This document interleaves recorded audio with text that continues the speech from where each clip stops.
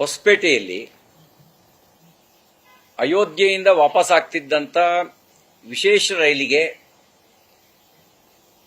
ಒಬ್ಬ ಮತಾಂಧ ವ್ಯಕ್ತಿ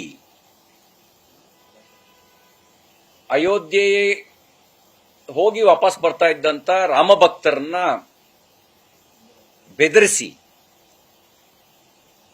ಗೋಧ್ರಾ ಮಾದರಿಯಲ್ಲಿ ನಿಮ್ಮನ್ನೆಲ್ಲ ಸುಟ್ಟು ಹಾಕ್ತೀವಿ ಅಂತಕ್ಕಂಥ ಬೆದರಿಕೆಯನ್ನ ಹಾಕಿದ್ದಾನೆ. ಎಲ್ಲ ರಾಮ ಭಕ್ತರು ಸೇರಿ ಪೊಲೀಸರಿಗೆ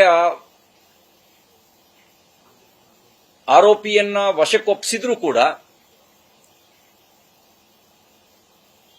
ಅವ್ರು ಯಾವ ಕಾರಣಕ್ಕೋ ಗೊತ್ತಿಲ್ಲ ಆರೋಪಿಯನ್ನ ತಪ್ಪಿಸ್ಕೊಂಡು ಹೋಗೋಕೆ ಅವಕಾಶವನ್ನ ಮಾಡಿಕೊಟ್ಟು ಅದರ ನಂತರ ಎಲ್ಲರೂ ಸೇರಿ ಪ್ರತಿಭಟನೆ ಮಾಡಿದ ಮೇಲೆ ಸಿಸಿಟಿವಿ ಫುಟೇಜ್ ಆಧರಿಸಿ ಆಮೇಲೆ ಬಂಧಿಸಿದ್ದಾರೆ ಅಂತಕ್ಕಂಥ ಮಾಹಿತಿ ಒದಗಿ ಬಂದಿದೆ.